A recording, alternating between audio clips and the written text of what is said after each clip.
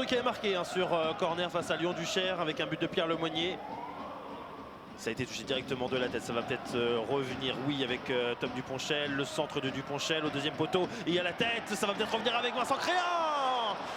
Au second poteau, ça passe au-dessus. Première grosse situation pour les Monceaux après moins de 5 minutes de jeu. C'est l'œuvre de Vincent Créan, le meilleur buteur de la saison pour les 100 et or. Ah dommage, un mauvais espace de Vincent Créan sur ce coup-là. Et le contre, pourquoi pas avec Dia, l'accélération, c'est très bien fait. Le duel derrière, peut-être le face-à-face, la première tentative, le frappe et l'arrêt. L'arrêt signé Nicolas Kosic. Sur cette première grosse occasion pour l'entente Saint-Gratien, première grosse occasion également de la rencontre. Allez, de nouveau les Monceaux, de nouveau sur le côté gauche avec Stéphane Vincent. Le centre de Stéphane Vincent, ça va dégager la tête, revenir avec Aloïs Confé. Est-ce qu'il va armer finalement? Non. Il va préférer passer à côté avec Tom Duponchel. Le centre, de nouveau dégagé de la tête. Ali Keita qui va arriver derrière, qui va tenter sa chance. Ali Keita, ça va revenir derrière une deuxième fois. Et l'ouverture du score!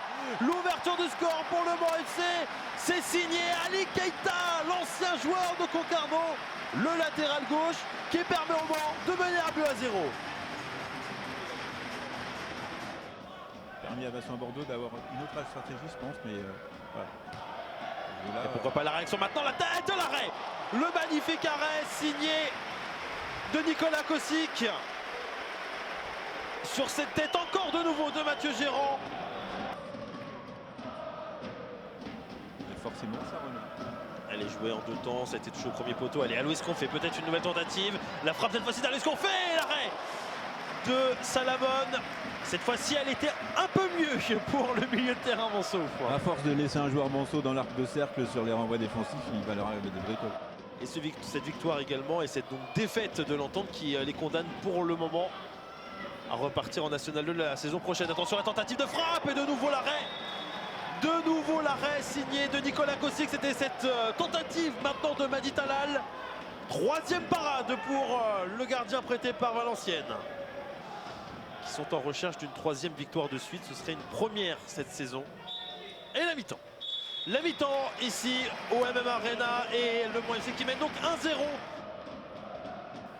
Ceux qui sont aujourd'hui aux portes des barrages. Attention, c'est bien fait ça, le bon travail avec la frappe derrière et l'arrêt de Salomon. C'était une tentative signée de Victor Elisalt.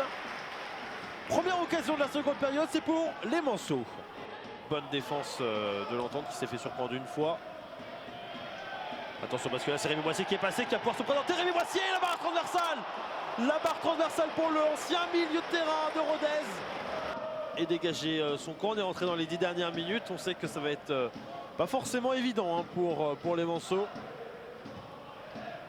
Alors qu'il va y avoir un dernier changement avec Jonathan Nsondé. Attention parce que là Stéphane Diarra qui est passé. Stéphane Diarra qui va frapper, qui va marquer l'un de ses premiers ballons. Son premier ballon. C'est son premier ballon. L'accélération fulgurante et son troisième but de la saison, lui, pour son retour après un mois d'absence. Ça fait 2 buts à 0 pour le Mans FC.